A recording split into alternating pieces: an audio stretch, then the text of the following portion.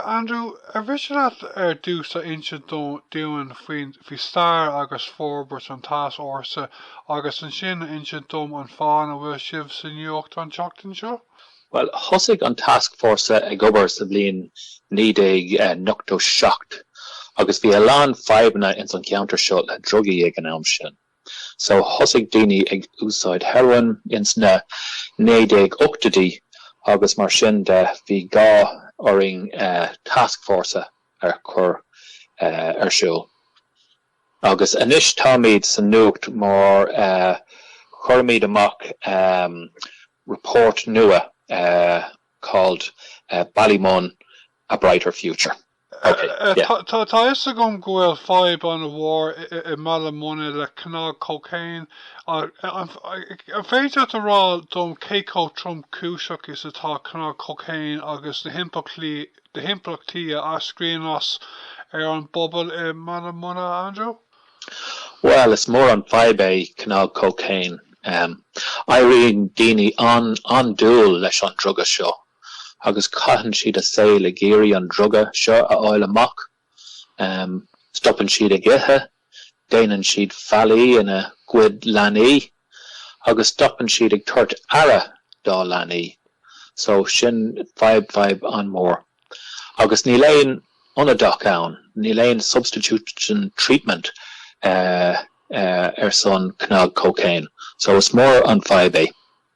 Okay, agus just chun cáint níos mó faoi céicó tromcúiseach is atá na fadhbanna I mBaile Munna faoi láthair.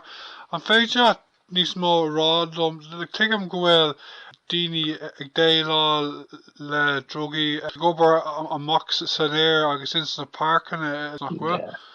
Well, tá an drug dealers in na parcanna agus an wach faoin air agus déanann siad eán fadhbanna de gach duine.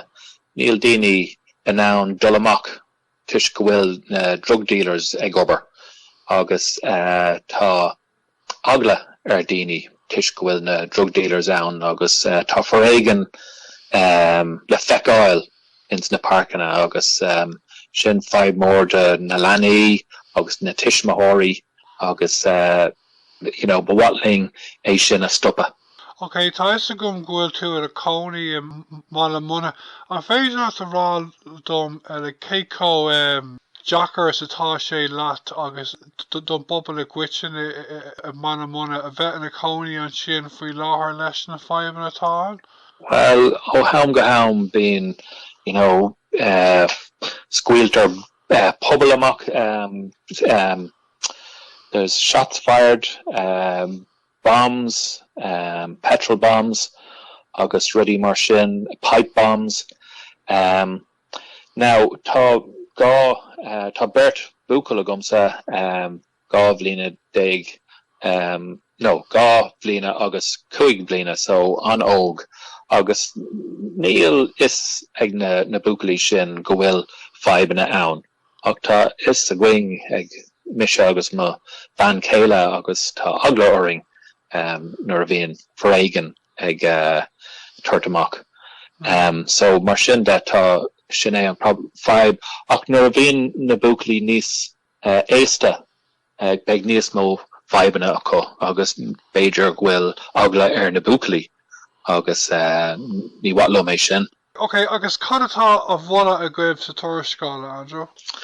Well, is é an cúis mór atá le andúil ná trauma in óige. Má bhíonn níos mó trauma nuair a bhíonn daoine óg, beag níos mó andúil nuair a bhíonn daoine níos éasta. So sin é tá fadhb mór le trauma nuair a bhíonn daoine óg. Agus tá oring a chur stop ar an trauma sin. Agus is gá oring níos mó ibrithe sóisialta, daoine a bheith ag obair ar son na daoine óga. Agus bhhatling níos mó gardaí in an áit seo freisin chun stop a chur ar na drug dealing an bhuifuoin air. A tháinig mé tuarascáil ar nuacht RTí a written seachtaine agus ar san Irish Times faoin tuarascáil a scríobh tú. Agus tá Le roinnt blianta nuas tá sé Jackar creidún ach tá níos lú gardaí I gcobar I Bhaile Munna nach bhfuil ná mar bhí Well, féin. the níos lú gardaí sa drugs unit, Okay. agus tá níos lú gardaí in some community unit. So sin é five more, agus níl galore gardaí in some Northern Division. Tom Weed in some Northern Division in Acal Clúdach, Darndale agus Balbriggan. Agus tá alán murders agus attempted murders in some counter sin. Ach tá níos lú gardaí in some Garda Division sin ná in some Gardaí divisions elsewhere, as it were. Okay, Andrew, an bhfuil muína gaibh go méid tora dearfach a gaibh sa Tásc Fórsa an maidir leis an Garda Síochána agus na hagratí stát eile luúin sibh? Well, tásúla gom. Tá míad a géirí na seirbhíosa an seo atá ar fáil in áidna eile trasna na tíre. So tásúla gom go méid míad ann na seirbhíosa a chur ar siúil an seo. Agus tá ibrithe sóisialta an seo, tá aspa ibrithe sóisialta an seo, tá aspa gardaí an seo, agus bhatlín cothrom na féine in san áid seo, bhatlín ibrithe sóisialta agus gardaí a bhfuil ag obair I geantar eile trasna na tíre. So tásúla gom go méid míad nán rudaí a chur chun cín.